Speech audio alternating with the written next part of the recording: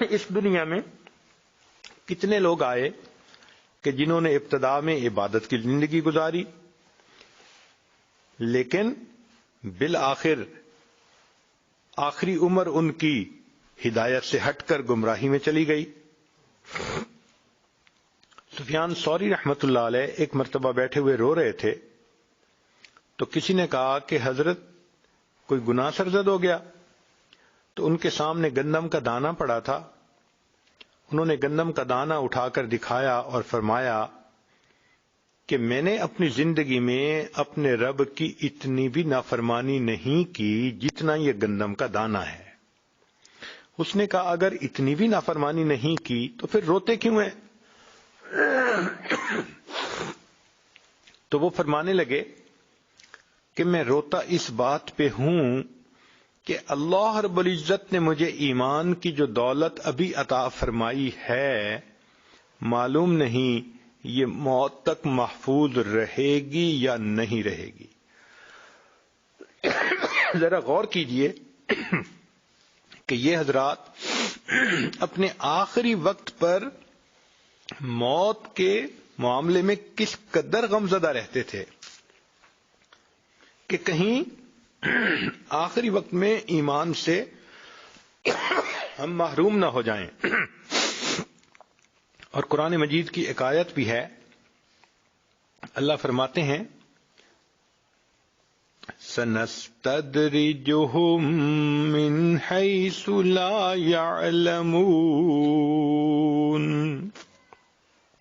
ہم ان کو درجہ بدرجہ اتاریں گے۔ کتنے لوگ ہوتے ہیں نیکی پہ ہوتے ہیں، ایک سنت چھوٹی، پھر دوسری چھوٹی، کبھی تہجد چھوٹی، کبھی تکبیر اولیٰ چھوٹی، ایک ایک عمل زندگی سے نکلتے کچھ سالوں کے بعد ایک ایسی کیفیت میں وہ آ جاتے ہیں کہ نیکی سے بہت دور ہو جاتے ہیں۔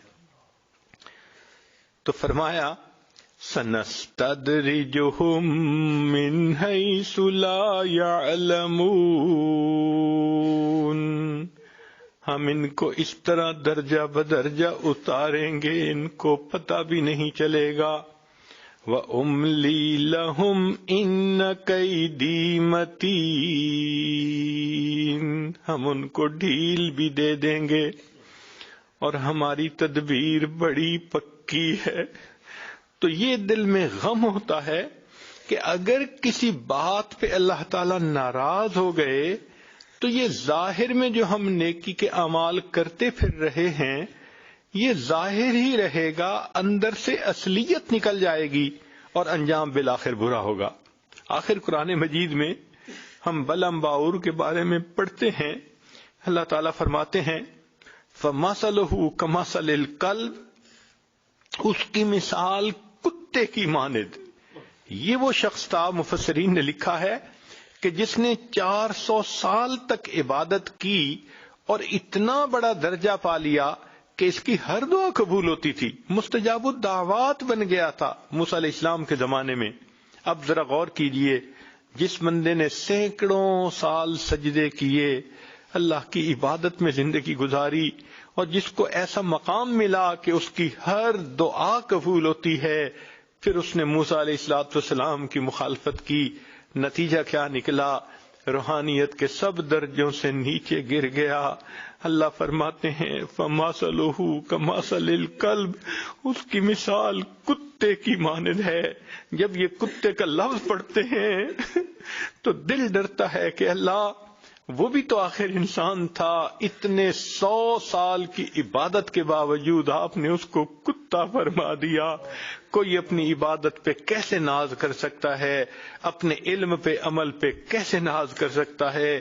اس لیے ہمیں چاہیے کہ ہم اللہ رب العزت سے ڈرتے رہیں، عجب نہ آئے، تکبر نہ آئے، میں نہ آئے، انسان اپنے آپ کو دوسروں سے بہتر اور برتر نہ سمجھے، بس یہی سمجھے اللہ میں کمزور بندہ ہوں، آپ مجھے عمل کی توفیق عطا فرماتے ہیں، اب ان عملوں کی حفاظت کی بھی توفیق دے دیجئے، اور اللہ جب دنیا سے جانے کا وقت آئے تو ہمارے ایمان کی بھی حفاظت فرما دیجئے۔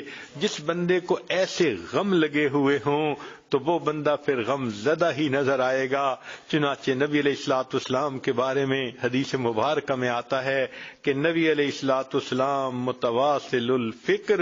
متواصل الفکر تھے، دائم الحزن تھے۔ اللہ تعالی ہمیں بھی آخرت کا یہ غم عطا فرما دے، ایسا نہ ہو کہ یہ دنیا کا دھوکہ ہمیں بھی غافل کر دے اور ہم ایمان سے جو ہے وہ محروم نہ ہوں۔ اللہ رب العزت ہم پر رحمت کی نظر فرمائے۔ جو بچیاں قرآن مجید حدیث مبارکہ پڑھنے کے لیے آئی ہیں، یہ اللہ رب العزت کی مقبول بندیاں ہیں۔ اللہ نے ان کو چنا ہے اپنے دین کے لیے۔ اب ان کو چاہیے کہ یہ اور زیادہ دین کی محنت کے لیے اور دین کو مقصد زندگی بنانے کے لیے اللہ سے دعائیں مانگتی رہیں، کرتی بھی رہیں اور ڈرتی بھی رہیں۔ جو انسان عمل بھی کرتا ہے پھر اللہ سے ڈرتا بھی ہے، اللہ اس کے ایمان کی حفاظت فرماتے ہیں۔ رب کریم اس جامعہ کو یا اس ادارے کو دن دگنی رات چوگنی ترقی نصیب فرمائے۔ جو پڑھنے والی بچیاں ہیں اللہ ان کو اپنی مقبول بندیوں میں شامل فرمائے، اور اللہ تعالیٰ ان بچیوں کے گھروں میں والدین کی زندگیوں میں نیکی دینداری کی زندگی نصیب فرمائے۔ وآخر دعوانا ان الحمد للہ رب العالمین۔